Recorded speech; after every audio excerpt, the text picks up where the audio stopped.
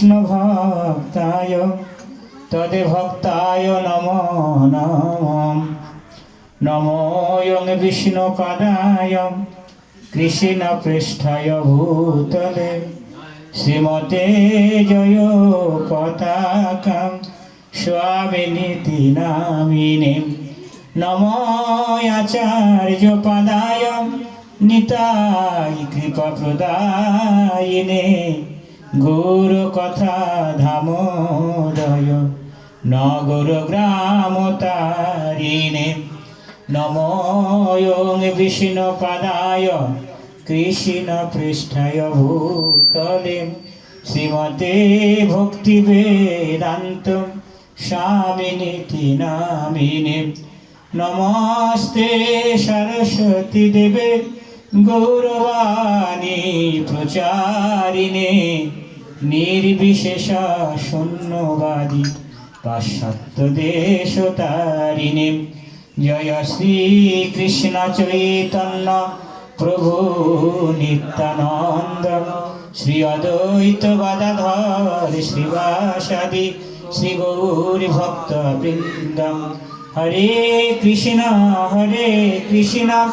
কৃষ্ণ কৃষ্ণ হরে হরে হরে রাম রাম রাম হরে হরে।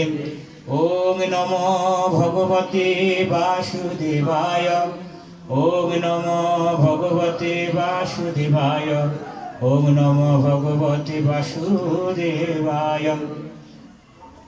উপস্থিত সাধু সজ্জন ব্যক্তিবর্গ, আপনাদের সকলের চরণে কোটি কোটি বৈষ্ণবীয় প্রণাম জানিয়ে আমি চেষ্টা করব কিছু গৌর কথা বলার।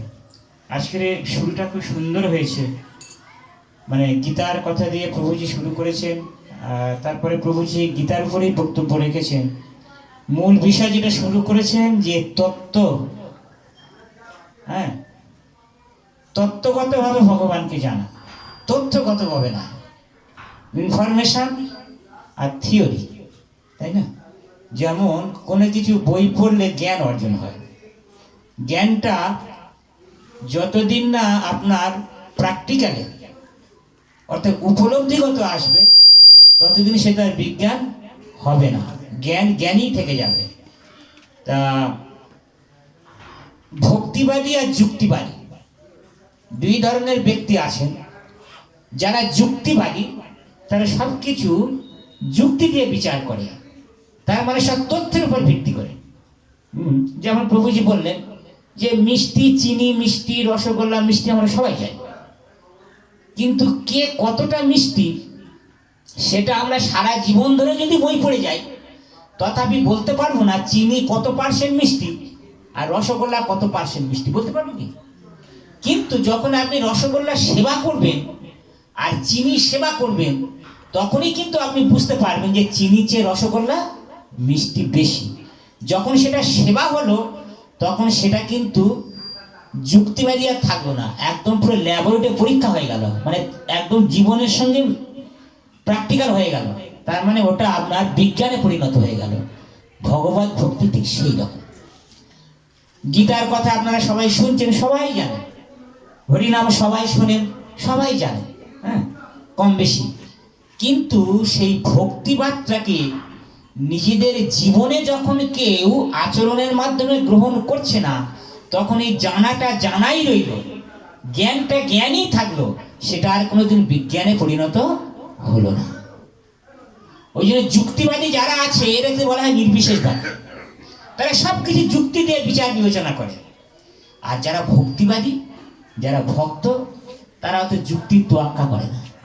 হ্যাঁ, যে কৃষ্ণ বলেছেন আমি ভগবান, হ্যাঁ, অহম সর্বস্ব প্রভব, আমার থেকে সবকিছু প্রবর্তিত হচ্ছে।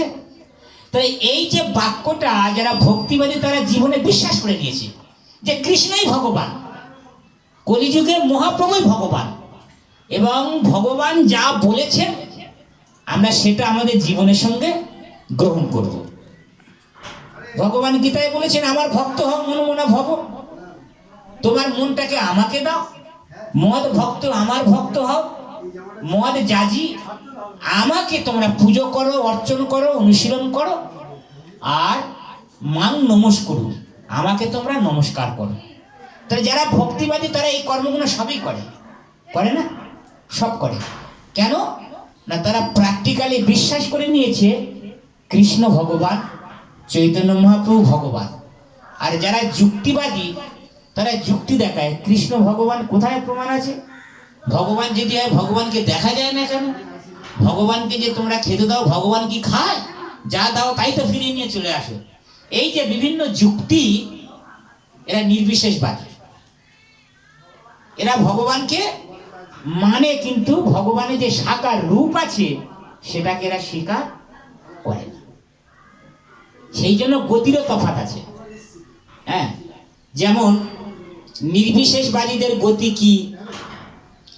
যারা কুরুক্ষেত্রের যুদ্ধে অর্জুনের সঙ্গে যুদ্ধ করে ভগবানের সামনে প্রাণ দিয়েছে যাদের, তাদের কি গতি হয়েছে?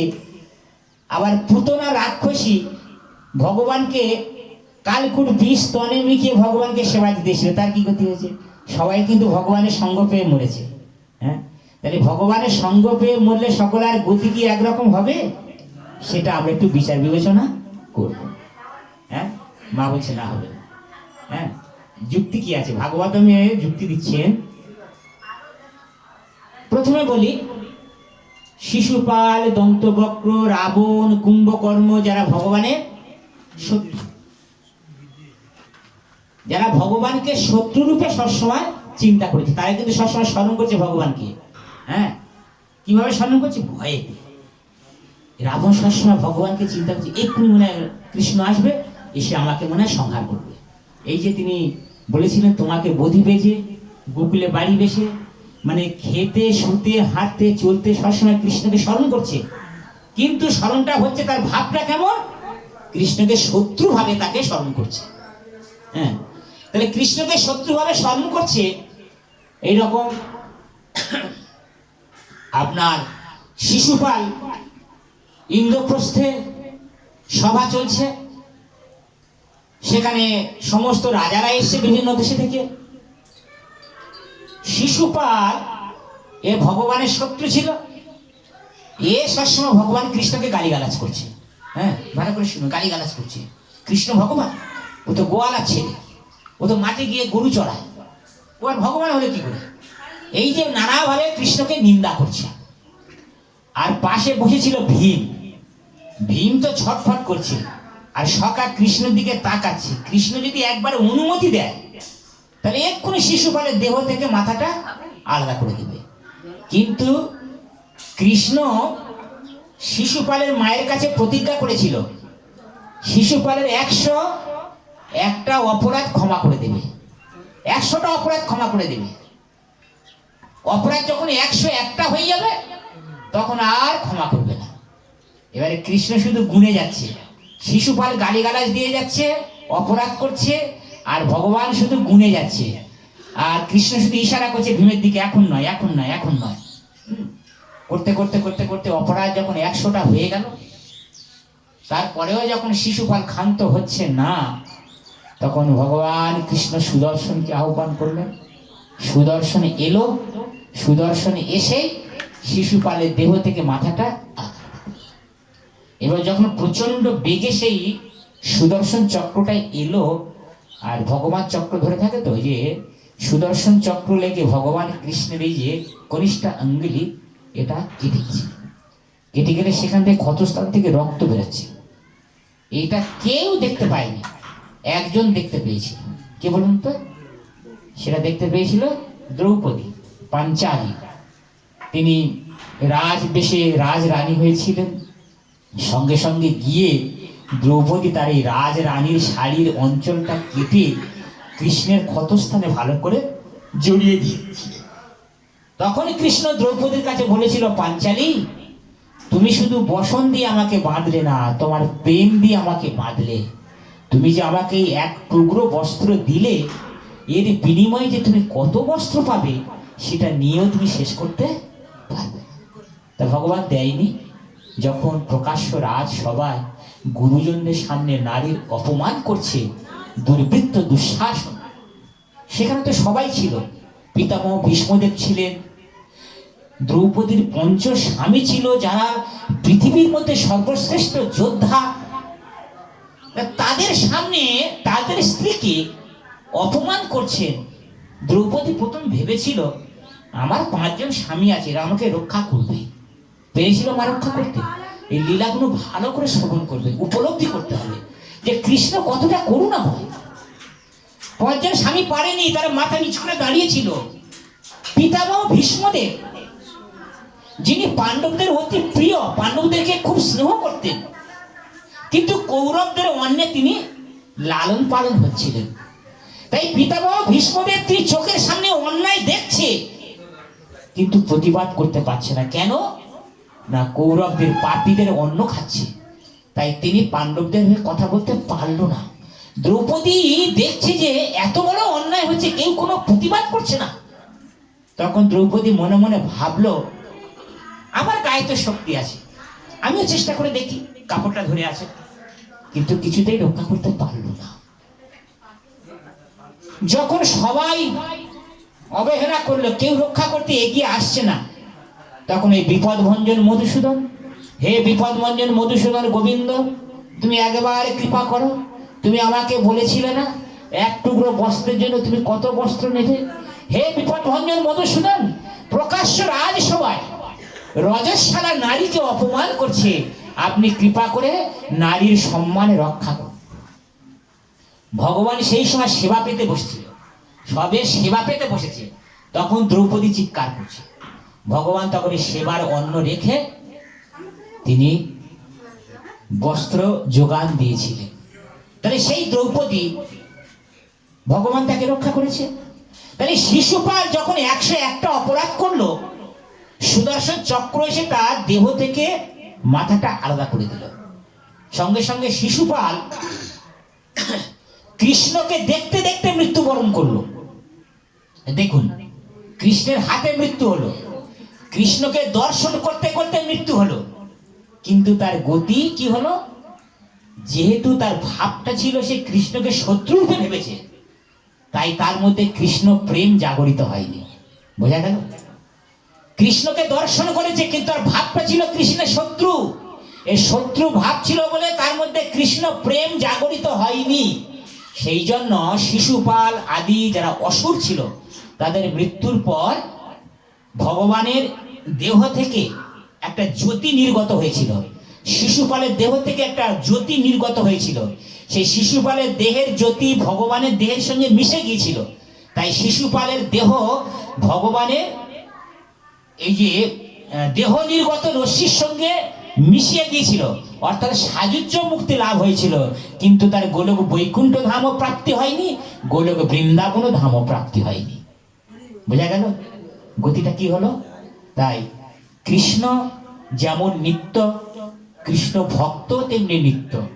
যারা কৃষ্ণ ভক্তদেরকে হিংসা করবেন বা কৃষ্ণ ভক্তদেরকে নিন্দা করবেন, এদিকে দেখা যাচ্ছে হয়তো সাধু সেজে আছে, ভগবানের ভক্তি করে, কিন্তু ভগবানের ভক্তদেরকে নিন্দা করে। তাহলে শাস্ত্র তাকে বলছে, তুমি কনিষ্ঠ অধিকারীর ভক্ত, তুমি যেহেতু বৈষ্ণব নিন্দা করো, তাই তোমার মৃত্যুর পরে তোমার গতি হবে সাযুজ্য মুক্তি। তুমি ব্রহ্মে লীন হয়ে যাবে, তুমি বৈকুণ্ঠ যেতে পারবে না, গোলক বৃন্দাবনেও যেতে পারবে না। বোঝা গেল? তাহলে এটা হলো শিশুপাল আদি অসুরদের গতি।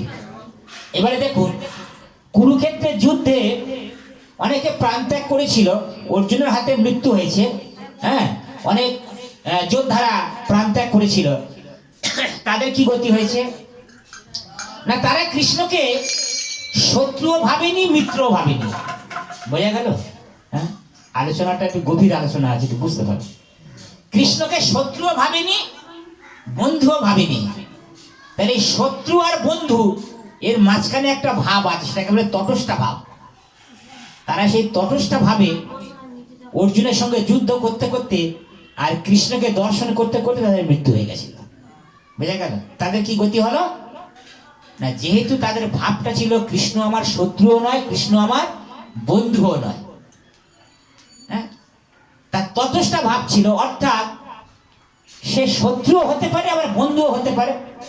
হ্যাঁ, এই ভাব নিয়ে যে দেহ রেখেছিল, তাই মৃত্যুর পরে তাদের গতি হয়েছিল গোলক বৈকুণ্ঠ ধামে। অর্থাৎ নারায়ণ যে ধামে থাকে সেটাকে বলে গোলক বৈকুণ্ঠ ধাম। সেই বৈকুণ্ঠ ধামে তাদের গতি হয়েছে। এবারে বলি পুতনা রাক্ষসী, তিনি স্তনেতে কালকুট বিষ মাখিয়ে শিশুকালে কৃষ্ণকে মারার পরিকল্পনা করেছে, তাই না মা? তার ভাবটা কি ছিল? কৃষ্ণকে দুধ খাওয়াবে, হ্যাঁ, এটাই ভাবছিল। যদিও সেই স্তনেতে কালকুট বিষ মাখানো ছিল, তথাপি ভাবছিল কিন্তু সে মাতৃস্নেহে দুধ খাওয়াবে, তাই না? এই ভাব নিয়ে কৃষ্ণের কাছে এলো, যশোদার সঙ্গে ভাব করলো। কৃষ্ণ দোলাইতে ঘুমাচ্ছিল, সেই কৃষ্ণকে কোলে করে নিয়ে তার এই কালকুট দুগ্ধ সেবা করালো। ভগবান তিনি অন্তর্যামী, তিনি সবই জানেন। তার এই ছোট্ট বাচ্চা ছেলে ওই ভীষণ রাক্ষসীকে তিনি বধ করে দিয়েছিলেন। তাহলে তারকার পুতনা রাক্ষসীর কি গতি হলো? যেহেতু তার ভাব ছিল দুগ্ধ সেবা দেবে, আর মা সন্তান স্নেহে দুগ্ধ সেবা দেয়, তাই ভগবান এত করুণাময়, যদিও সে রাক্ষসী, যদিও সে ভগবানকে বিষ খাওয়াতে চেয়েছিল, তথাপি কিন্তু কৃষ্ণের মায়ের মতো এসেছিল বলে ভগবান কৃষ্ণ পুতনাকে মাতৃ জ্ঞানে তাকে স্বীকার করে নিয়েছিল, স্বীকার করে নিয়েছিল। তাহলে কোন মাতৃ? আমাদের 5টা পিতা আছে, 7টা মাতা আছে, হ্যাঁ, 7টা মায়ের মধ্যে ধাত্রীমা একজন, যিনি সন্তান হলে ধারণ করে ধরে, তাই না? সেই ধাত্রীমা, নিজের গর্ভধারিণী মা, গুরু মা, পৃথিবী মা, গাভী মা, এইরকম করে 7 রকম মা আছে। তা ধাত্রীমা কিন্তু একরকম মা, সেই সন্তানকে লালন পালন করে বড় করে। এখন সব আয়ার ডিউটি যারা করে ধাত্রীমার ভূমিকায় অভিনয় করছে, তাই না? তাই না? তা যাই হোক, বাবা মা সারাদিন চলে যায় ছেলেকে রেখে, সেই ছেলেটাকে সারাদিন তার দুষ্টামিও সামলায়, তাকে আদরও করে, তাকে খাওয়ায়, তাকে পড়ায়। তার মানে তাকে সন্তানের স্নেহে মানুষ করছে। যদিও পরের ছেলে, তথাপি তাকে তো মানুষ করছে, যদিও অর্থের বিনিময়ে করছে, তথাপি একটা মাতৃবৎসল্য ভাব তার মধ্যে চলে আসে, অটোমেটিক চলে আসে। তাহলে ভগবান কৃষ্ণ এত কৃপাময়, তিনি পুতনা রাক্ষসীকে ধাত্রী মা বলে স্বীকার করে দিয়েছিলেন। তাহলে 3 প্রকার জীবের 3 প্রকার গতি হলো। হ্যাঁ, আমাদের কি গতি হবে? আমাদের কি গতি হবে? আমরা ভগবানকে শত্রুরূপে ভাবছি, না আমরা ভগবানকে মিত্র বা শত্রুরূপে ভাবছি, না আমরা ভগবানকে ছেলের মতো ভাবছি? হ্যাঁ, তাহলে দেখুন এই 3টে ভাবের গতি আমি ব্যাখ্যা করলাম ভাগবত থেকে। যে ভাব নিয়ে ভগবানকে আপনি ভালোবাসবেন, ভগবান তাকে সেইভাবে পুরস্কার দিয়ে থাকবে। হ্যাঁ, যে যথামাং প্রবোদন্তে তামস্তথৈব ভজাম্যহম মম বর্তানুবর্তন্তে মনুষ্য পার্থস্য সর্বস্ব। হে অর্জুন, যে যেমন ভাব নিয়ে আমার সেবা করে, কার মধ্যে কি ভাব স্বয়ং নারায়ণে কিন্তু জানতে পারে না, পারে কি? তাহলে যে যেমন ভাব নিয়ে ভগবানকে সেবা করবে, সে সেই ভাবের মতো পুরস্কার পাবে। তাহলে দেখুন, যারা ভগবানের ভক্ত হয়েছে, তারা যথা সর্বস্ব ভগবানকে অর্পণ করে দিয়েছে, তাই না? তিহিল তুলসী দিয়া সমর্পণে করিনু হিয়া। 3 তুলসী আদি সমস্ত কিছু দিয়ে নিজের জীবন যৌবন যা কিছু আছে সব ভগবানকে দিয়ে দিয়েছে। হে ভগবান সব তোমার। তাহলে তারা যেভাবে ভগবানকে সেবা করছে, হ্যাঁ, তাদের একটা ভাব। আবার দেখুন, যারা ভগবান বাড়িতে আছে কিন্তু ওই যে ফল মূল দেয়, মিষ্টান্ন দেয়, অন্ন দেয় না, ব্যঞ্জন দেয় না, শাকসবজি দেয় না, তাদের একটা ভাব, তাই না মা? তাহলে যে যে ভাব নিয়ে ভগবানকে সেবা করবে, ভগবান তাকে সেইভাবে পুরস্কার করবে। হ্যাঁ, এর চেয়ে বেশি ব্যাখ্যা খুলে বলতে পারি, কিন্তু বেশি খুলে বললে আবার একটু অনেকে দুঃখ পেতে পারে। সেই জন্য বুঝে নেবেন যে কিভাবে আমাদের ভগবানকে সেবা করা উচিত। হ্যাঁ, সর্বস্ব দিয়ে ভগবানকে সেবা করতে হবে।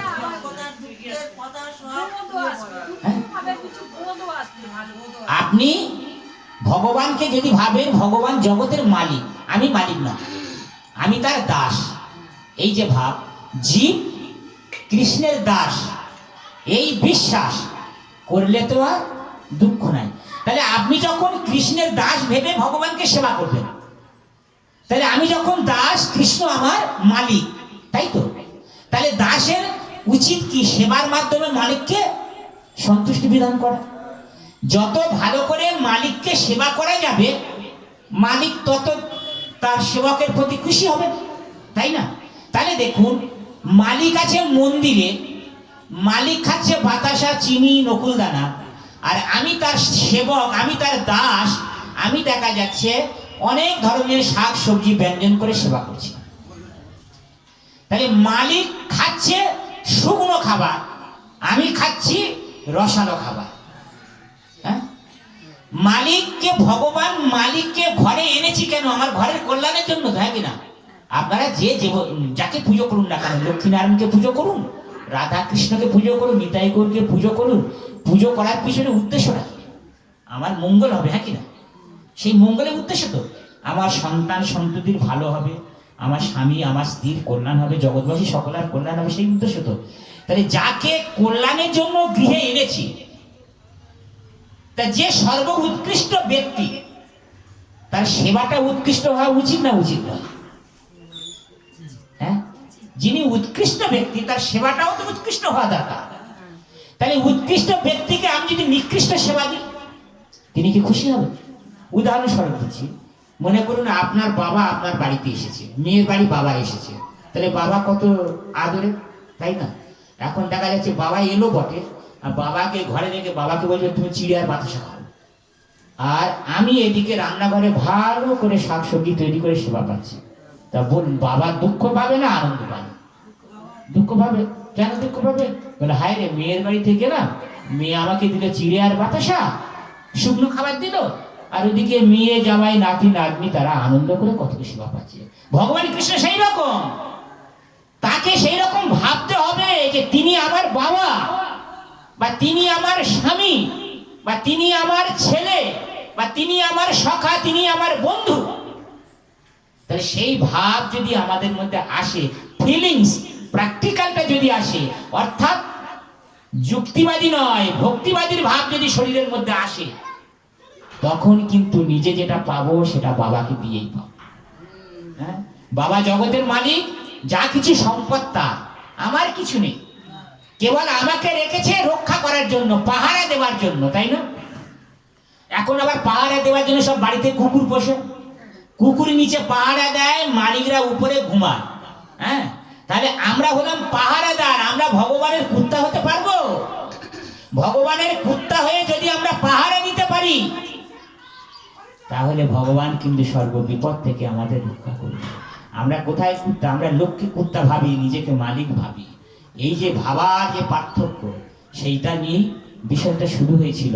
তাহলে কৃষ্ণ জগতের সব কিছু, কৃষ্ণ মন্দিরে আছেন, তিনি ধাতুর বিগ্রহ রূপে আছেন, তিনি মাটির বিগ্রহ রূপে আছেন, তিনি আবার কাষ্ঠ বিগ্রহ রূপে আছেন, তাই তো? কিন্তু এটা কারা ভাবে? যারা যুক্তিবাদী তারা বলে কি না ওই মাটির বিগ্রহ আবার কথা বলবে নাকি? কিন্তু যারা ভক্তিবাদী তারা জানে ভক্তির মাধ্যমে ভগবানের সঙ্গে প্রেমময়ী সেবা যুক্ত হয়ে যায়, ভক্তির মাধ্যমে ভগবানের সঙ্গে মনের আদান প্রদান ঘটে। ভক্ত জানে ভগবানের সঙ্গে আমার অন্তরের কথা হয়, ভগবান আমার কথা শোনে, ভগবান আমার সঙ্গে গল্প করে, আমি যা দিই ভগবান সেবা করে। এটা ভক্ত জানে, ভক্তিবাদীরা জানে, কিন্তু যুক্তিবাদীরা সেটা জানে না। তাই ভগবান তাদের কাছে নিষ্প্রাণ ধাতুর বিগ্রহ হয়ে থাকে, আর ভক্তের কাছে ভগবান জীবন্ত প্রাণবন্ত সচল বিগ্রহ হয়ে ভগবান তিনি থাকে। এইরকম সচল বিগ্রহ আছে বর্ধমানের কালনা। বর্ধমানের কালনা জায়গার নাম হলো আপনার মহাপ্রভুতলা। যদি কেউ যান, আপনারা কাটোয়া লোকাল ধরে অম্বিকা কালনা বলে স্টেশন আছে, নামবেন, সেখানে নিতাই গৌর আছে সচল। সেই জন্য ভক্ত যারা যায় তাদেরকে দরজা খুলে ঝলক দর্শন করিয়ে আবার দরজা বন্ধ করে দেয়। কেন? নিতাই গৌর এত কৃপাময়, বলে যে ভক্ত দর্শন করবে সে যদি ডাকে ওই নিতাই গৌর তাদের সঙ্গে হেঁটে হেঁটে চলে যায়। সেই জন্য যারা যেখানে ভক্ত আছে তারা ক্ষণিক দর্শন করিয়ে আবার বন্ধ করে দেয়। তো এরকম একটা কাহিনী। তাই নিতাই গৌরকে সেবা করতেন আপনার ওই মহাপ্রভু তলার হৃদয়ানন্দ দাস। হ্যাঁ, তিনি খুব সুন্দর করে নিতাই গৌরকে সেবা করতেন।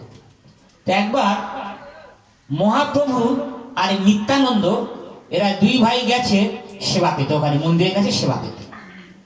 তা মন্দিরে নিতাই গৌর আছে আর সচল নিতাই গৌর এসেছে।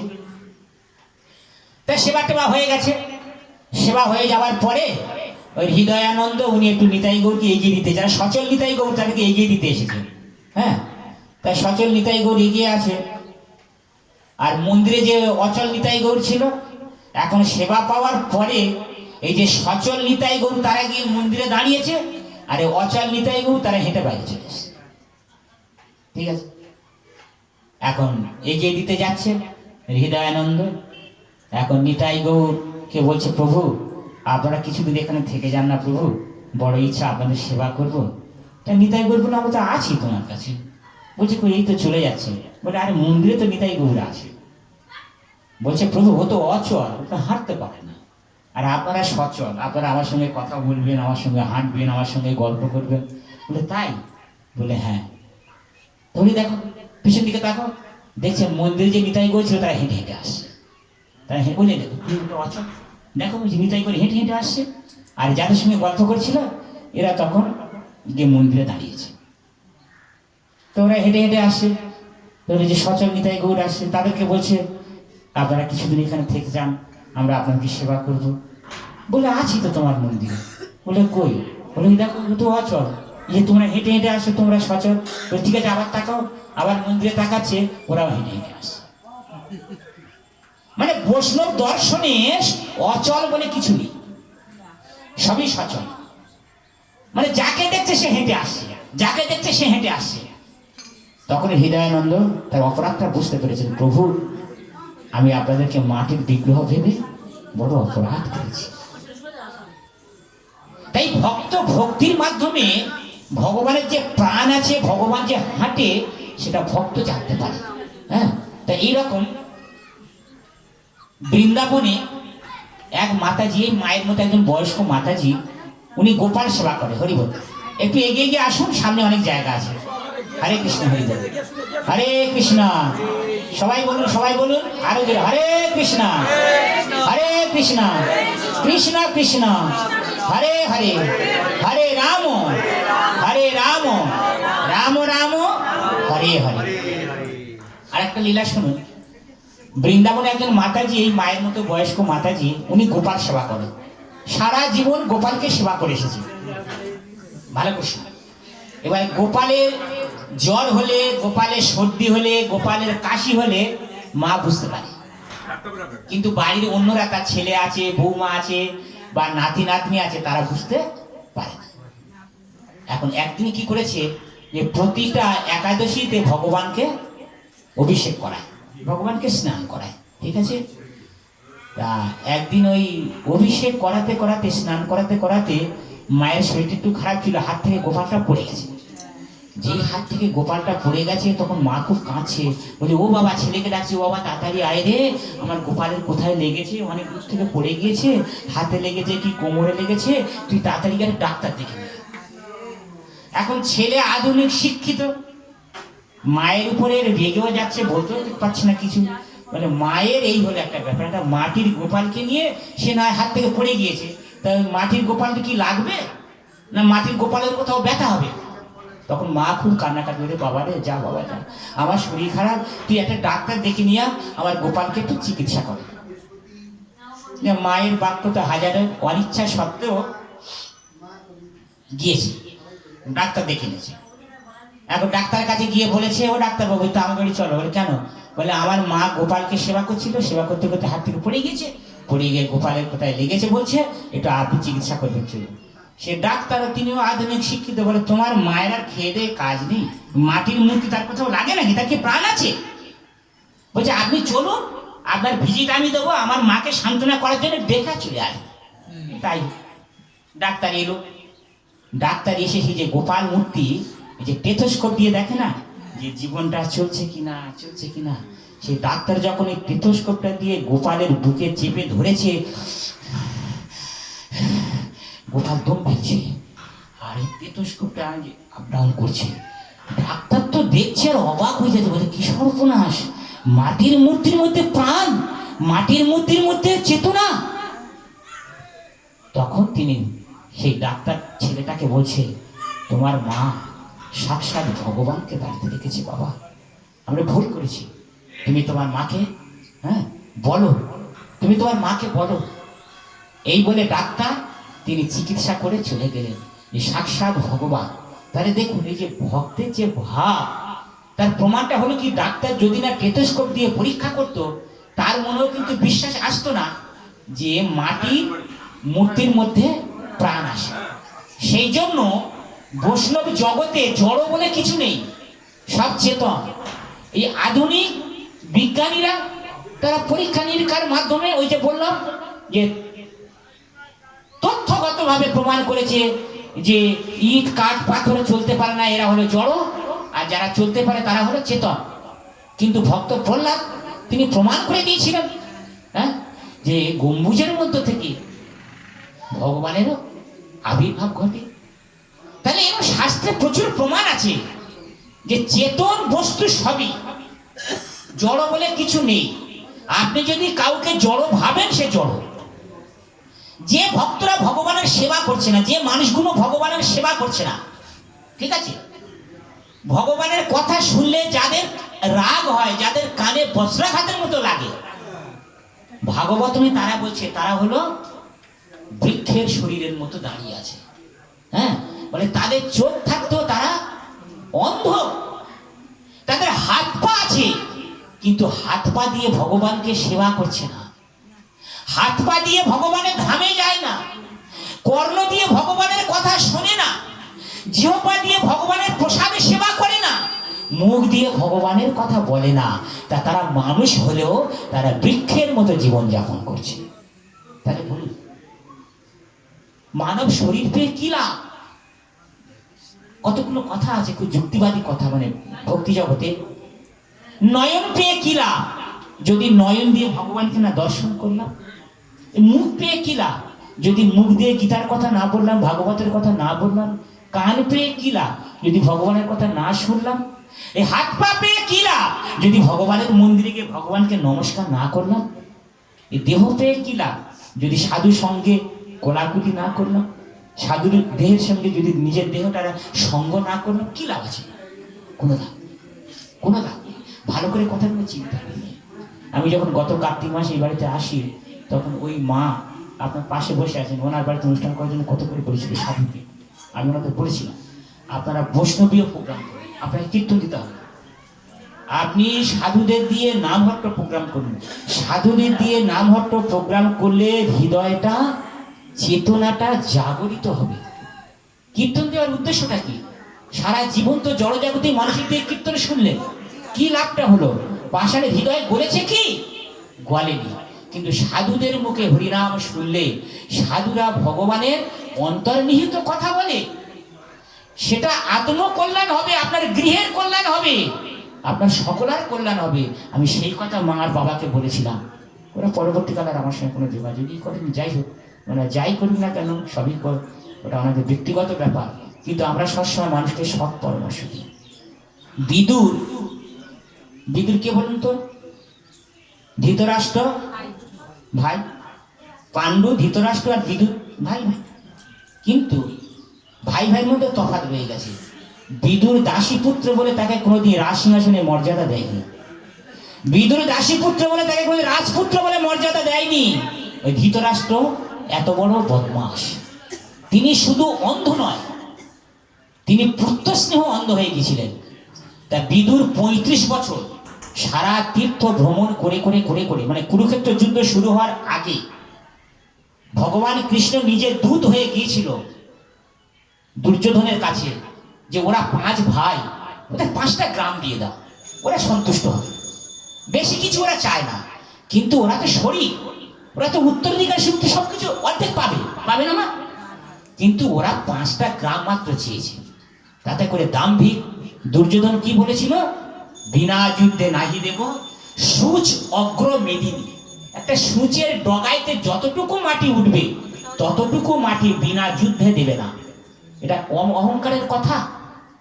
তা যুদ্ধ অবসম্ভাবী, এটা কিন্তু কৃষ্ণের পরিকল্পনা ছিল। কেন কৃষ্ণের এমন পরিকল্পনা কেন ছিল? না, কৃষ্ণ চেয়েছিল পৃথিবীতে যত দুষ্কৃতি আছে সকলকে একত্রিত করে একসঙ্গে সংহার করব। বুঝছেন প্রভু? আমাদের একটা কোশ্চেন ছিল যে দ্রৌপদীকে যখন অপমান করে, অন্যান্য রাজারা যখন অপমান করে, কৃষ্ণ তৎক্ষণাৎ কেন কৌরবদের বিরুদ্ধে অ্যাকশন নিল না? তখন প্রভুপাদ তাৎপর্যে বলছে কৃষ্ণের ইচ্ছে ছিল যে যত অপমান করে করুক, আমি সকলকে এক জায়গায় ডেকে নেব। তার জন্য কুরুক্ষেত্রের যুদ্ধের আয়োজন করেছিল, সকলকে এক জায়গায় ডেকে নিয়ে একসঙ্গে সকলকে সংহার করে দেবো। প্রেম সে বলো রাধে। তাহলে ভগবান কৃষ্ণ দূত হয়ে গিয়েছিল, স্বীকার করেনি।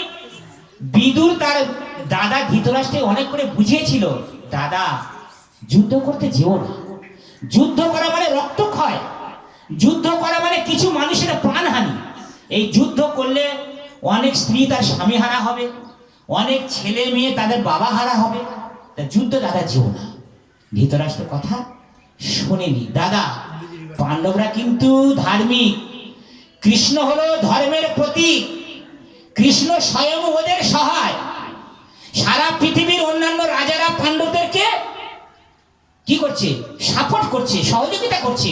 তুমি যুদ্ধে যেও না, যুদ্ধে গেলে পতন অবশ্যম্ভাবী। কিন্তু কে কার কথা শুনে? অহংকারী চোরা না শুনে ধর্মের কাহিনী। তা যুদ্ধ শুরু ঘোষণা হয়ে গেল। বিদুর চিন্তা করছে, আমি যদি হস্তিনাপুরে থাকি তাহলে আমি তো মানে পাণ্ডবদের সখা বন্ধু, আবার কৌরবদের ভাই।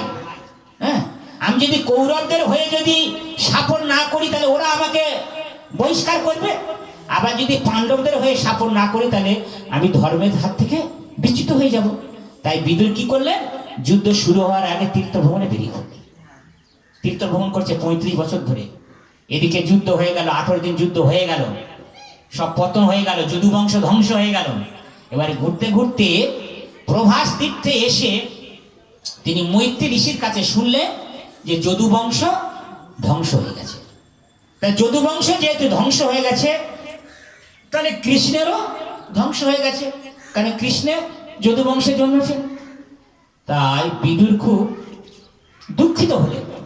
দুঃখিত হয়ে এবার চিন্তা করছে, আমার দাদা তো এখনো হস্তিনাপুরে রয়েছে, বিষয়েতে ডুবে আছে দাদা ধৃতরাষ্ট্র, ওকে উদ্ধার করতে হবে। বিদুর এত কৃপাময়, মহাত্মা যারা, ভগবানের ভক্ত যারা, তারা সবসময় অপরের ভালো চিন্তা করে। বলে দাদা আমাকে তার ভাই বলে স্বীকার করুক বা নাই করুক, কিন্তু তাকে ওই বিষয়ের হাত থেকে রক্ষা করা হলো আমার কর্তব্য। বলে বিদুর হস্তিনাপুরে ফিরে আসছে। যখন হস্তিনাপুরে ফিরে আসছে 35 বছর পরে, সবাই দিকে অবাক।